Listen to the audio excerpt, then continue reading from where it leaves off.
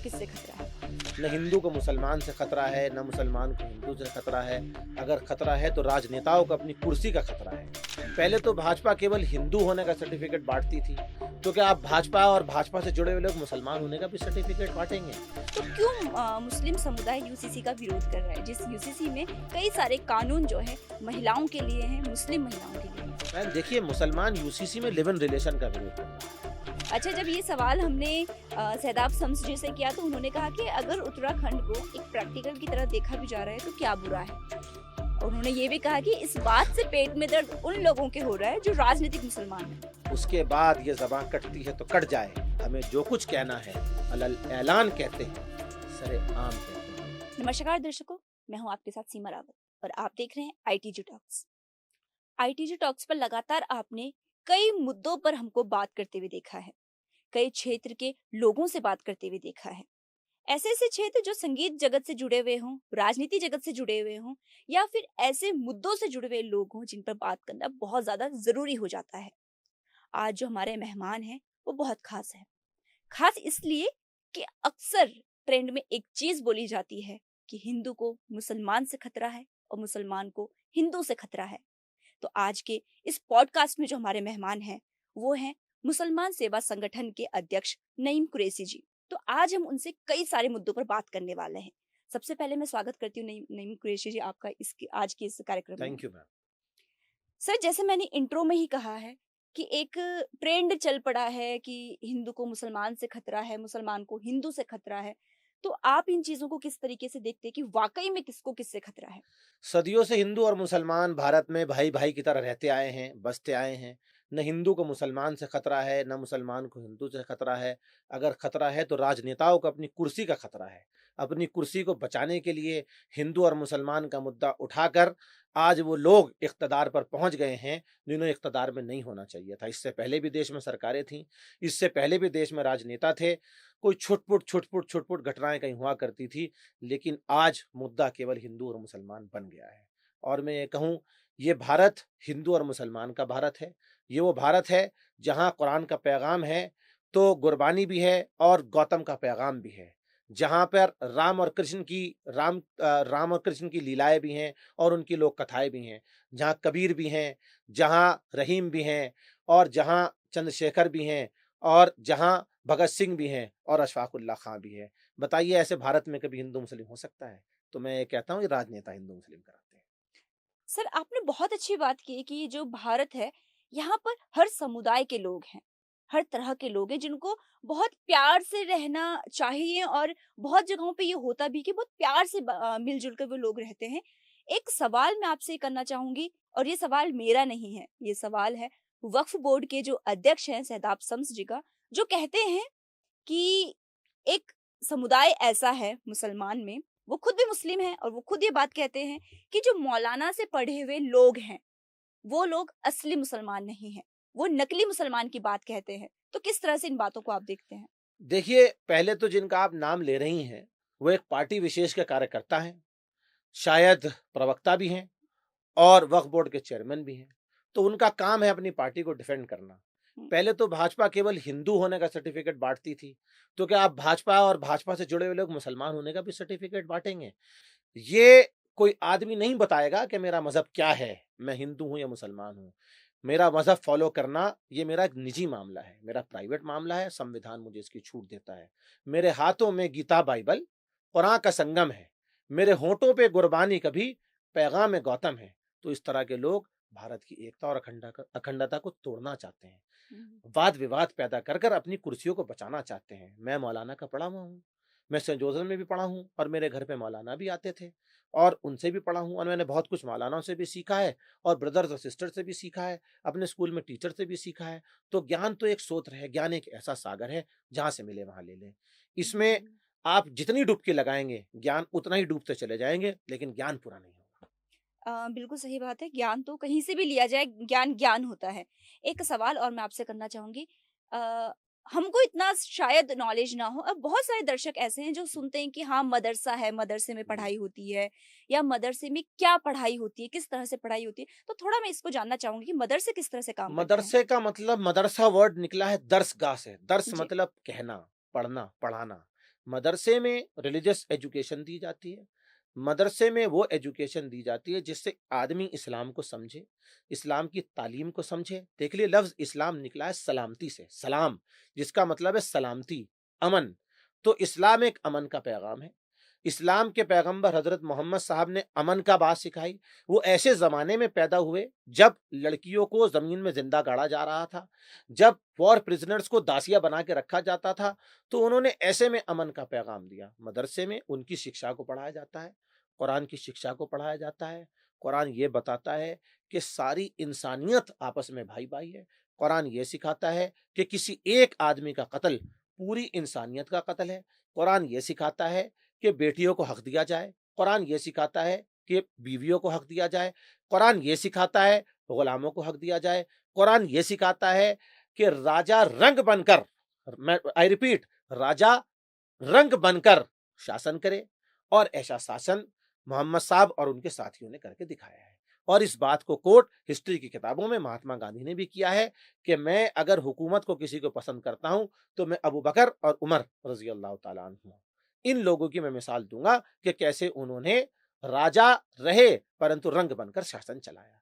तो मदरसे में साइंस और मैथ्स की भी तालीम दी जाती है। और मैं आपको ये बताना चाहता हूँ, हिंदुस्तान के सबसे पहले पत्रकार मोहम्मद अली बाकर, जिनको अंग्रेज ने तोप से उड़ाया, वो मदरसे के पढ़े हुए थे। वो शाह वलीउल्लाह मुहद्दिस देहलवी, जिन्होंने ये कहा कि अंग्रेज को हिंदुस्तान से निकालना मुसलमानों के ऊपर फर्ज है और जिहाद का फतवा दिया, वो मदरसे से पढ़े हुए थे। अशफाकुल्लाह खां मदरसे से पढ़े हुए थे। वीर अब्दुल हमीद मदरसे से पढ़े हुए थे। वो मौलाना अबुल कलाम, जिनको अंग्रेज ने कहा कि तेरी बेटी की शादी है, माफी मांग ले, हम तुझे छोड़ देंगे, लेकिन उन्होंने कोई माफी वीर की तरह माफी नहीं मांगी, उन्होंने जेल में रहना पसंद किया, वो मदरसे से पढ़े थे। मैं आपको ऐसे हजारों नाम गिनवा सकता हूं जो मदरसे से पढ़कर इस देश के लिए बलिदान दिया और इस देश का आज़ादी का ख्वाब जिन्होंने देखा और उनका ख्वाब 1947 में परवान चढ़ा। अगर आज उनकी रूहें कहीं होंगी तो इस बात पर त्रस्त होंगी कि हमने इसलिए अपनी जानों की कुर्बानी दी थी कि हिंदू मुसलमान में लोगों को बांट दिया जाएगा। उन्होंने एक भारत की कल्पना करी थी, एक ऐसे मुल्क की कल्पना करी थी जहां मजहब के ताने बाने से उठकर आदमी इंसानियत के ताने बाने में जिएगा। तो मैं समझता हूं जो लोग हिंदू मुस्लिम का फितना फैला रहे हैं, जो फितना बर्पा करना चाहते हैं, दरअसल इन लोगों के सपने को चोट पहुंचा रहे हैं। सर आपने अपनी पूरी बात में एक बात ये भी कही कि कुरान में या फिर जो मदरसे हैं, इनमें ये सिखाया जाता है, पढ़ाया जाता है कि औरतों को या बीवियों को कितना हक दिया जाना चाहिए। जी। जब कुरान में और मदरसों में ही ये बात बताई जा रही है, सिखाई जा रही है, तो क्यों मुस्लिम समुदाय यूसीसी का विरोध कर रहा है? जिस यूसीसी में कई सारे कानून जो है महिलाओं के लिए हैं, मुस्लिम महिलाओं के लिए हैं। मैम देखिए, मुसलमान यूसीसी में लिव इन रिलेशन का विरोध कर रहा है। जी। मुसलमान लिव इन में उन प्रावधानों का विरोध कर रहा है जो वेस्ट से बोरो की गई हैं। मुसलमान इन चीजों का विरोध नहीं कर रहा है। देखिए, मैं आपको एक बात बताना चाहता हूँ, ये पुराने नए बक्से में पुराना सामान है, यूसीसी में कुछ नया नहीं है। हम यूसीसी का कानूनी विरोध कर रहे हैं। देखिए, article 44 of the Indian constitution clearly states that there is a need of a uniform civil code throughout the territory of India throughout to ensure political social justice. मैं पूछता हूं, पॉलिटिकल जस्टिस कहां है, social justice कहां है?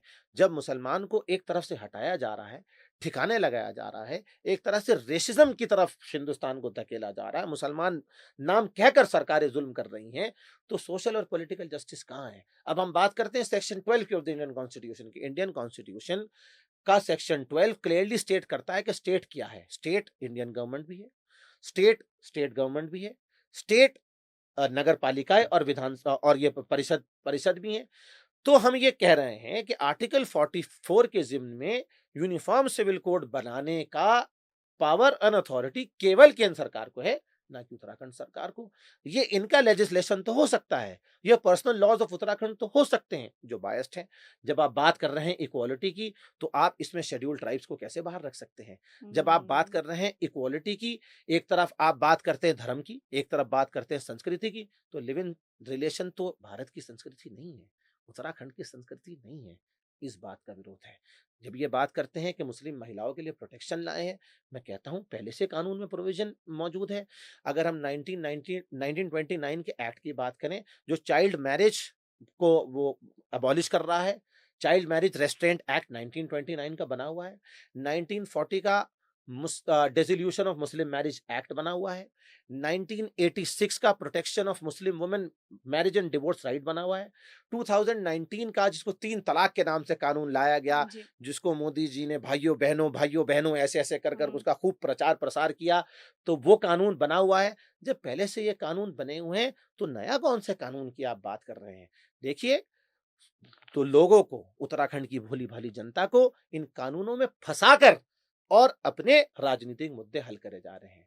कानून नहीं, रोजगार की बात कीजिए, कानून नहीं, हम्म। सुरक्षा की बात कीजिए। लॉ मेकर्स ने बहुत मजबूत संविधान बनाया है, आप इससे छेड़छाड़ की बात नहीं किए। इन्हीं पॉइंट्स पर मेरा पिटिशन है। मैं और मेरे ऑर्गेनाइजेशन, मेरे साथ एक मेरे मित्र हैं आकिब, एक मेरे मित्र हैं सद्दाम, मेरे ऑर्गेनाइजेशन में जनरल वाइस प्रेसिडेंट और जनरल सेक्रेटरी और बहुत से लोग, हमने honourable court of high court of Nainital में इस लॉ को चैलेंज किया है और हमें उम्मीद है हमको जस्टिस जरूर मिलेगा, न्याय मिलेगा। सर, पूरी बात आपने बताया, कई सारी चीजें हमको भी ये समझ में आया और हमारे दर्शकों को भी जरूर ये पता चला होगा कि असल में अगर मुस्लिम समुदाय विरोध कर रहा है तो किस चीज का कर रहा है।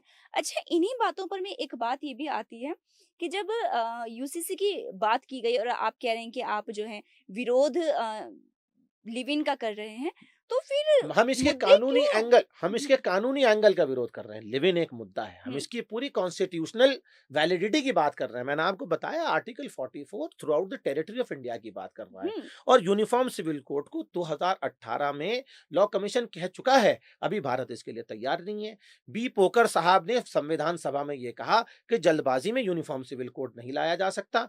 डॉक्टर अंबेडकर ने संविधान सभा में यह कहा, अगर इसको जबरन थोपा गया तो ये लोगों के लिए नुकसानदेह होगा। अब मैं आपसे पूछना चाहता हूं कि आज के लोग ज्यादा ज्ञानी हैं, आज के लॉ मेकर ज्यादा ज्ञानी हैं या मेरे बाबा साहब भीमराव अंबेडकर, जिन्होंने जिन्होंने कई सौ साल के अपने समाज को उस हम्म। उस गंदगी से निकाला, उस इनइक्वालिटी से निकाला, और ये संविधान क्या उनके ज्यादा डिग्री थे? क्या उनसे ज्यादा क्वालिफाइड हैं? जिन्होंने लंदन स्कूल ऑफ इकोनॉमिक्स से पढ़ाई करी, जिन्होंने अपना थीसिस कैम्ब्रिज में सबमिट किया, मुझे नहीं लगता ये लोग उनसे ज्यादा ज्ञानी हैं। जब संविधान सभा में डॉक्टर अंबेडकर ऑन रिकॉर्ड कह रहे हैं कि अगर इसको जबरदस्ती थोपा गया तो ये लोगों के लिए अच्छा नहीं होगा, तो ये कौन से ऐसे कानून बनाने वाले हैं जो बाबा साहब की बात को भी नहीं सुन रहे हैं? बाबा साहब की बात करते हैं लेकिन कतरनी और करनी में फर्क है, बात उनकी नहीं मानते हैं। हाँ, उसी बात पे मैं आ रही हूँ सर। आपने जो ये लॉ की बात कही है और इसी मुद्दे पे मैं आ रही हूँ कि कई सारे लोग ये भी कह रहे हैं कि उत्तराखंड को एक प्रैक्टिकल की तरह देखा जा रहा है, जहाँ पर ये प्रैक्टिकल किया जा रहा है कि हाँ, यूसीसी ला दिया या फिर समान नागरिक संहिता को इस तरीके से बनाया जा रहा है। जैसे आपने बात कही कि पहले केंद्र में लागू होता है, उसके बाद राज्य में आता है। अच्छा, जब ये सवाल हमने सहदाब शम्स जी से किया तो उन्होंने कहा कि अगर उत्तराखंड को एक प्रैक्टिकल की तरह देखा भी जा रहा है तो क्या बुरा है? उन्होंने ये भी कहा कि इस बात से पेट में दर्द उन लोगों के हो रहा है जो राजनीतिक मुसलमान हैं। उसके बाद ये ज़बां कटती है तो कट जाए, हमें जो कुछ कहना है अलल ऐलान कहते हैं, सरेआम कहते हैं। देखिए, ये जो आपका सवाल है, बात ये है कि कार्यशाला और प्रयोगशाला हिंदुत्व की बनाया जा रहा है। हुँ। हिंदुत्व एजेंडे को उत्तराखंड से ले जाने की तैयारी है। हम बात करते हैं संवैधानिक राष्ट्रवाद की, भाजपा बात करती है सांस्कृतिक राष्ट्रवाद की। मेरा भारत, मेरे भारत का संविधान, unity in diversity is the quality of India, अनेकता में एकता, ये भारत की विशेषता है। वो बात करते हैं एक रंग की सियासत की, मैं बात करता हूं संवैधानिक राष्ट्रवाद की, जिसमें समाजवाद है, जिसमें आजादी है, जिसमें इक्वालिटी है, जिसमें हिंदू और मुस्लिम सबके लिए बराबर के अधिकार हैं, जिसमें रोजगार है, जिसमें शिक्षा है, जिसमें महिला का सम्मान है। लेकिन यहाँ देखिए, अब मैंने नहीं कहा ना, मैंने इंटरव्यू सुना, आप ही कह रही हैं, आप ही किसी भाजपा के प्रवक्ता का या किसी भाजपा के नेता का नाम ले रही हैं, यानी वो खुद कह रहे हैं कि उत्तराखंड को एक प्रयोगशाला के तौर पे देखा जा रहा है। तो आप अपने एजेंडे को चलाने के लिए आप लोगों की जिंदगियों में जहर नहीं घोल सकते। तो मैं कह रहा हूं, हेंस प्रूव्ड, ये लोग राजनीतिक लोग हैं, इन्हें इंसानियत से कोई लेना देना नहीं है। ये वो सियासी लोग हैं कि इनका अपना काम अगर बनेगा, ये किसी की भी कुर्बानी दे सकते हैं। सियासत की बात आई है तो एक सवाल तो पूछना बहुत ज़रूरी हो गया जी जी है बिल्कुल। और ज़रूरी ये है कि जो मज़ारें तोड़ी जा रही हैं, जो मदरसे बंद किए जा रहे हैं, तो किस तरह से देखते हैं? जैसे उत्तराखंड में कानून व्यवस्था नाम की चीज बची नहीं है। पहले तो आपका मदरसे की बात का जवाब देता हूं, फिर बाजार की बात पर आऊंगा। जब मदरसों की बात करने की बात आ रही है, तो पिछले साल एनसीपीसीआर ने एक ड्रैकोनियन डायरेक्शन दिया गवर्नमेंट ऑफ इंडिया को कि सारे मदरसों को डीरजिस्टर करा जाए। तो एक बाबा जी उठे, बाबा जी ने जल्दी जल्दी जल्दी जल्दी जल्दी अपने स्टेट में इसका इम्प्लीमेंटेशन करने की कोशिश करी। तो हिंदुस्तान की एक बहुत मायनाज तंजीम, जिनको आजकल लोग कोस भी रहे हैं और पॉलिटिकल कहा जा रहा है, जिसके फाउंडर मेंबर में मुफ्ती अजीजुल्लाह साहब और जिसके फाउंडर मेंबर मौलाना हुसैन अहमद मदनी रहे हैं, जो अब के प्रेसिडेंट हैं मौलाना अरशद मदनी, इनके फादर है, जिन्होंने सालों साल माल्टा की जेल में काटे, आजाद भारत के का ख्वाब देखा और नैनी की जेल में काटे। तो मैं आपको ये बताना चाहता हूं, इस असंवैधानिक कानून के खिलाफ वो लोग honourable supreme court of India में गए।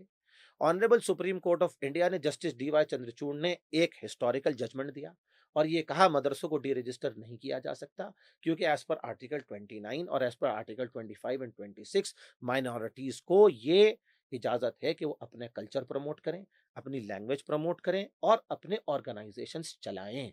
ये संविधान ने उनको इजाजत दी है और इसके लिए उन्हें किसी रजिस्ट्रेशन की जरूरत नहीं है। जब ऑलरेडी संविधान इजाजत दे चुका है तो फिर आप किस रजिस्ट्रेशन की बात कर रहे हैं? अगर वो मदरसे अवैध थे, आज तक सरकार ये क्यों नहीं बता पाई कि ये क्यों अवैध हैं?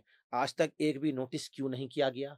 आज तक एक भी ऑफिशियल स्टेटमेंट में ये क्यों नहीं बताया किसी जिला अधिकारी ने या सील करने वाले लोगों ने कि इन ग्राउंड्स पे हम सील कर रहे हैं? तो देखिए, आप सुप्रीम कोर्ट को नहीं मान रहे हैं, आप लॉ को नहीं मान रहे हैं, आप कॉन्स्टिट्यूशन को नहीं मान रहे हैं, तो हम तो कहते हैं संघ और भाजपा के लोग पहले से संविधान के खिलाफ हैं। इन्होंने कभी 92 या 93 तक, तो आई एम सॉरी 2001 तक कभी अपने नागपुर के ऑफिस पे तिरंगा झंडा नहीं फहराया। तो दरअसल देश विरोधी सोच इनकी है। आज ये सांस्कृतिक राष्ट्रवाद की बात करते हैं और इन तरह की बातों को लाते हैं, तो कहाँ है इनका राष्ट्रवाद?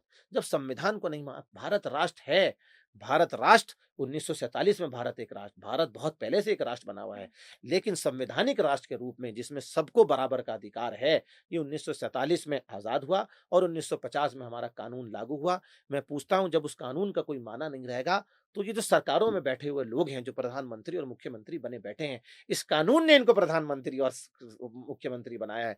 अन्यथा यहाँ पे तो राजशाही थी, राजघराने अपने तरीके से चला रहे थे।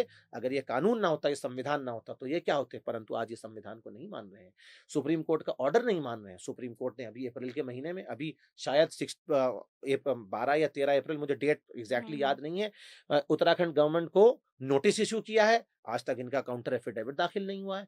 तो ये बात आई मदरसों की, अब मज़ारों की बात चल रही है। जिस मज़ार को रात के अंधेरों में कौन आता है, मैं आपको कहना नहीं चाहता।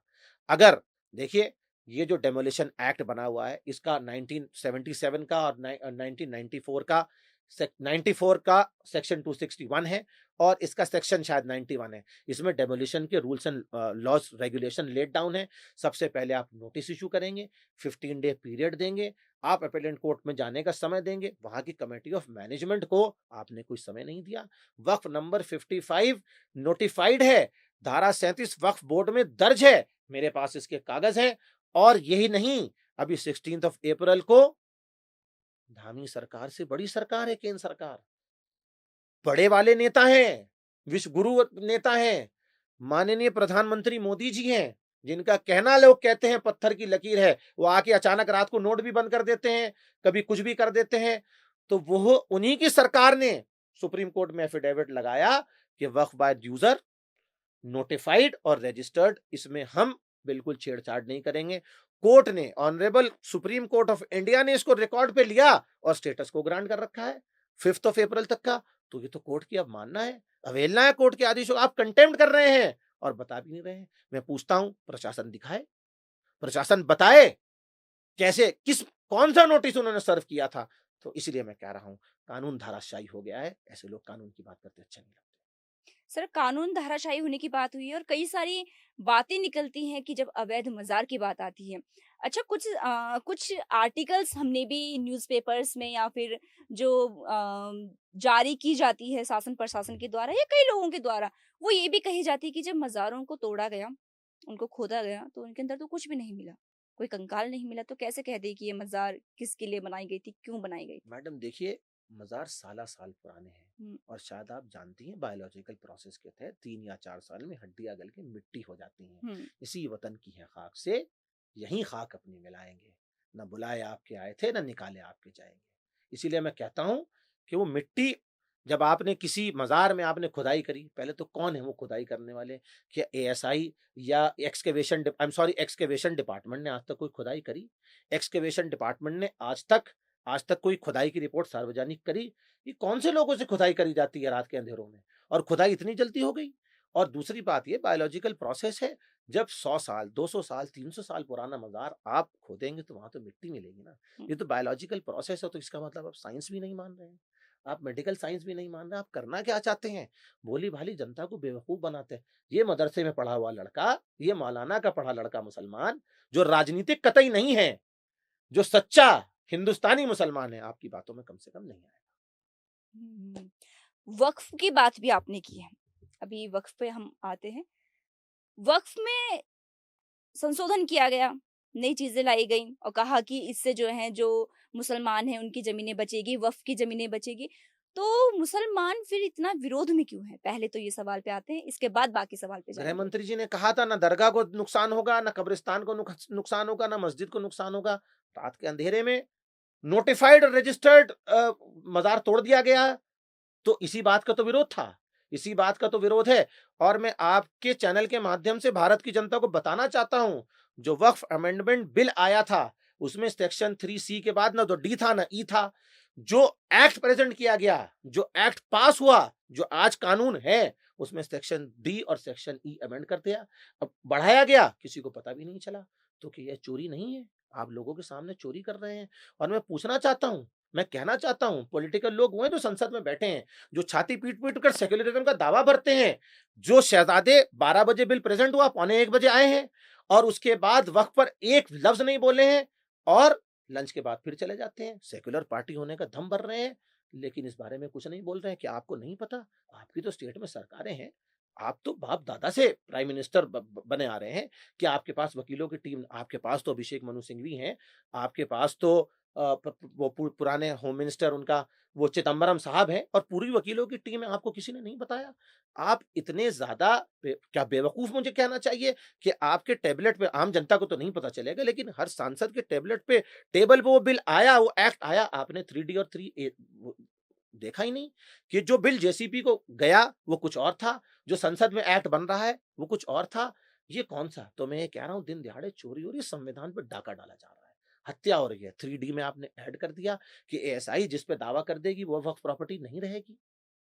आपने 3E में ऐड कर दिया कोई शेड्यूल ट्राइब मुसलमान अपना प्रॉपर्टी वक्फ नहीं कर सकता। क्यों नहीं कर सकता? मैं अपनी प्रॉपर्टी दान देना चाहता हूं, मुझे संविधान ने अधिकार दिया है, मुझे कानून ने अधिकार दिया है, मुझे मेरे रिलीजन ने अधिकार दिया है। आप कौन होते हैं रोकने वाले? आप कौन होते हैं रोकने वाले? आप कौन होते हैं रोकने वाले? बताइए आप मुझे। तो मैं ये कह रहा हूं, कहीं ना कहीं संविधान की हत्या हो रही है, कानून की हत्या हो रही है। देखिए, लोगों को ये लग रहा है कि मुसलमानों पे जुल्म हो रहा है। नहीं नहीं, संवैधानिक संस्थाओं की हत्या हो रही है, संवैधानिक संस्थाओं पे पर डाका डाला जा रहा है। और ये देश हित में नहीं है।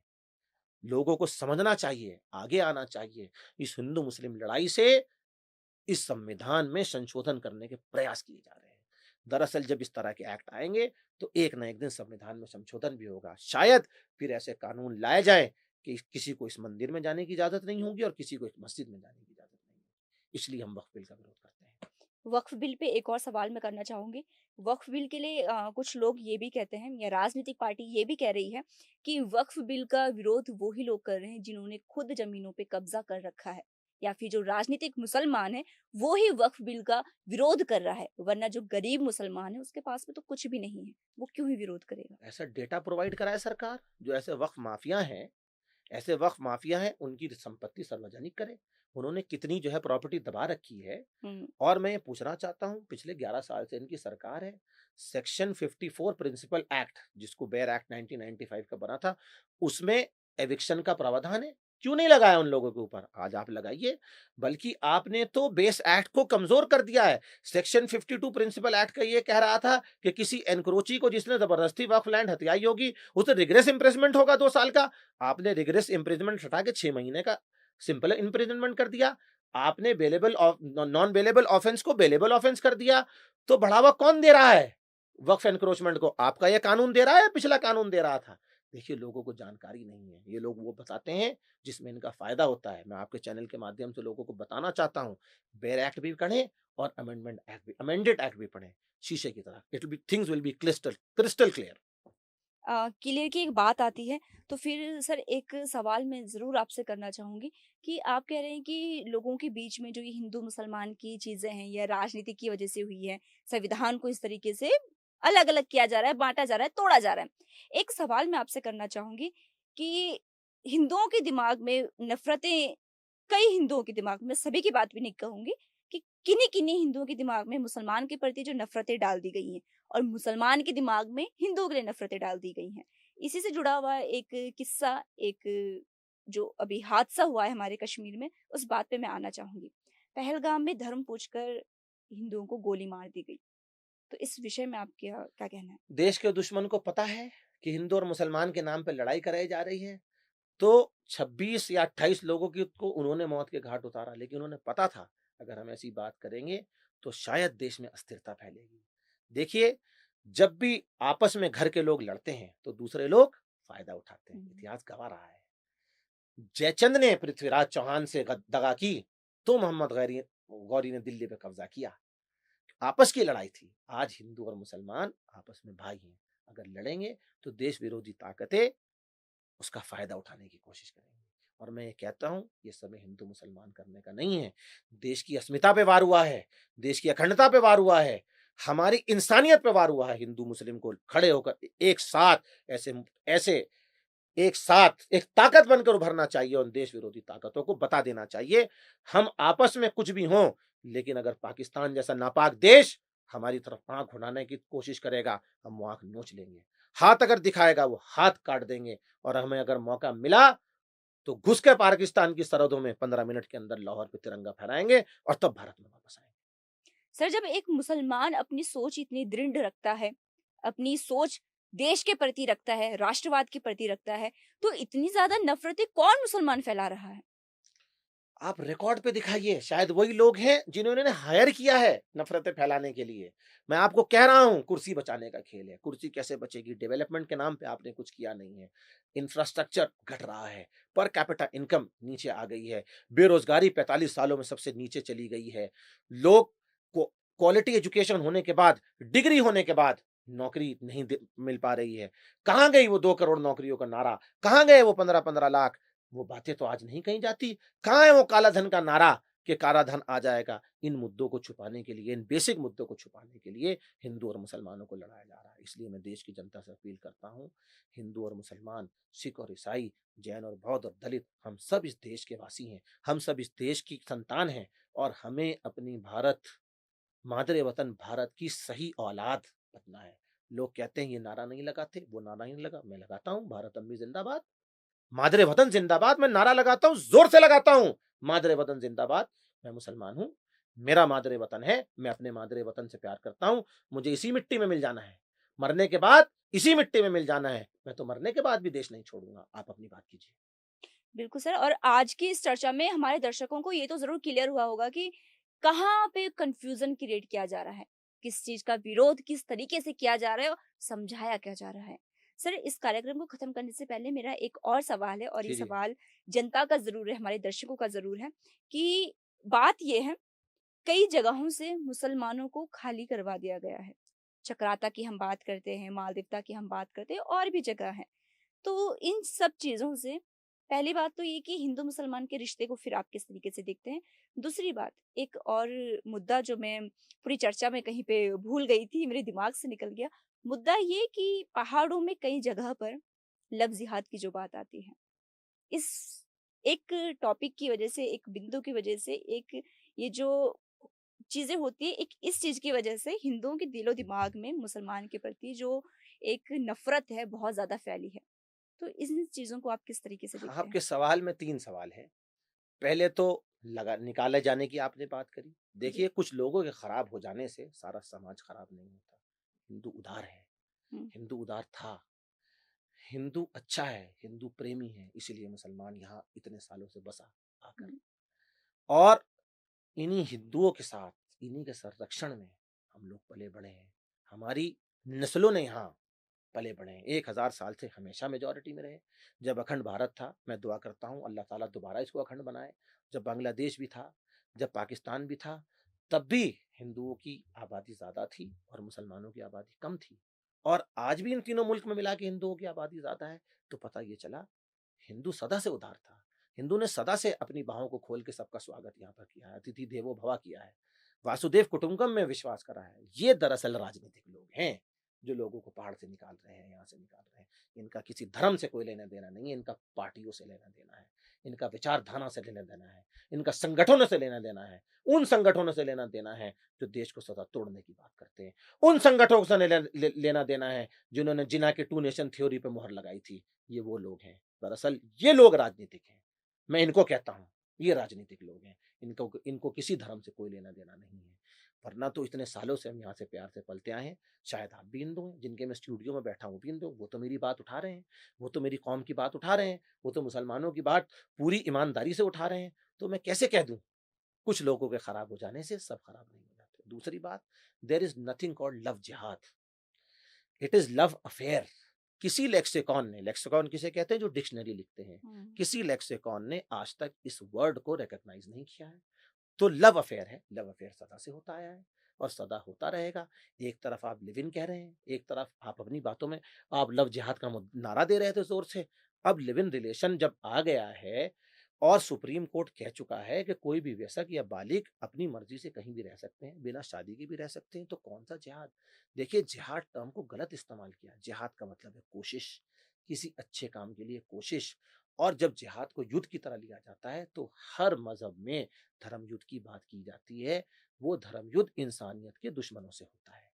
वो उस युद्ध की बात करते हैं कि जब कोई आदमी आपके देश को, आपकी अखंडता को, आपके भाईचारे को, आपकी आपकी बहु बेटियों को, इनको अगर आपको उसको क्षति पहुंचा रहा हो तो आप जिहाद करें। और ऐसा जिहाद हम बार बार करते रहेंगे। जो ताकतें हमारे देश के खिलाफ उठेंगी, जो ताकतें हिंदू मुस्लिम भाईचारे के खिलाफ उठेंगी, हम उनके विरुद्ध जिहाद करते रहेंगे। ऑन एयर कह रहा हूँ, पूरी ईमानदारी से कह रहा हूँ। बिल्कुल सही बात। और जिहाद के लेकर जो लोगों ने एक धारणा बना रखी है, उसके बारे में भी कई लोगों को क्लियर ज़रूर हुआ होगा कि आखिर में असलियत क्या है। सर, एक और सवाल। जी जी जी। अंत में एक और सवाल, और इस सवाल के साथ हम खत्म करेंगे। सवाल ये कि वक्फ को लेकर जो आपने एक चैलेंज दिया है, यूसीसी को लेकर जो आपने एक चैलेंज दिया है, तो इसमें आगे और क्या-क्या चीज़ें होने वाली है? किन-किन कोशिश आप और आगे इसमें करने वाले हैं? देखिए मैम, चैलेंज तो हमने हाई कोर्ट ऑफ उत्तराखंड में किया है। इस लॉ जी। की कॉन्स्टिट्यूशनल वैलिडिटी को चैलेंज किया है, इसके प्रोविजंस को चैलेंज किया है। और इसमें मैं आपको ये कहना चाहता हूँ, देखिए हमारा संविधान हमें इजाज़त देता है अपने धर्म के अनुसार रहने की और अपने धार्मिक मान्यता को पालन करने की, तो कोई हमसे वो छीन नहीं सकता। और इसी देश में हम पले बड़े हैं, इसी देश में हमारी नस्लें यहाँ रहेंगी, हमारी आने वाली 1000 नस्लें भी इसी देश में रहेंगी और इस देश के संविधान को मानेंगी और तिरंगे को सलाम करती रहेंगी। और इसमें बहुत सारे ऐसे प्रोविजंस हैं, अगर कभी आपसे अलग से आपका इंटरव्यू आप मेरा यूसीसी पे करें, तो तकरीबन मुझे 1 घंटा चाहिए इसकी एनोमलीज़ पे बात करने के लिए। कैसे ये कानून नुकसानदेह है और आने वाले समय में नुकसान देगा। अब आप बात कर रहे हैं, मैरिज रजिस्ट्रेशन कंपल्सरी है और हुँ। मैरिज रजिस्ट्रेशन सिर्फ़ उन लोगों का होगा, जो लोग डोमिसाइल जिनके पास होगा। सरकारी कार्यालय में कितनी सुस्ती से काम होता है। तो जिन लोगों के पास डोमिसाइल नहीं है, तो क्या वो मैरिज रजिस्ट्रेशन नहीं करा पाएँगे? 6 महीने के बाद आपने 25,000 रुपए का जुर्माना लगा दिया। जो 6 महीने में अपना डोमिसाइल नहीं बना पाएगा, वो कैसे अपने मैरिज रजिस्ट्रेशन कराएगा? तो परेशानी किसको होगी? आम जनता को आम होगी। जनता। एक आदमी जिसने अपनी प्रॉपर्टी उत्तराखंड की बाउंड्रीज़ से बाहर खरीदी है, वो कैसे आपके लॉ के हिसाब से अपनी प्रॉपर्टी डिस्ट्रीब्यूट करेगा?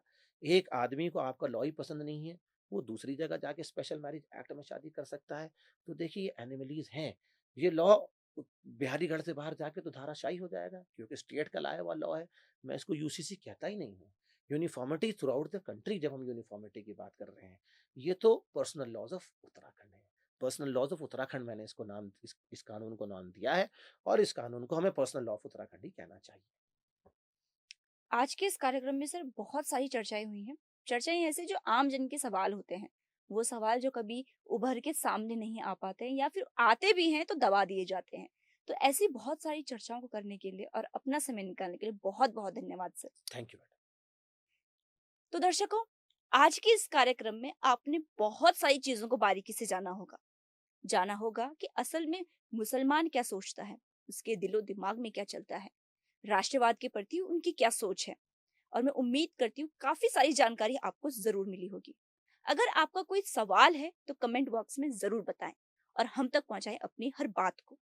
खैर, ऐसे ही और शख्सियत से मैं आपको मिलाती रहूंगी। तब तक आप आईटीजी टॉक्स को सब्सक्राइब करना बिल्कुल ना भूलें, और हाँ, इस वीडियो को ज्यादा से ज्यादा शेयर कीजिए, क्योंकि जानकारी का हर किसी के पास पहुंचना बहुत ज्यादा जरूरी है। तब तक के लिए बने रहिए हमारे साथ और देखते रहिए आईटीजी टॉक्स। धन्यवाद।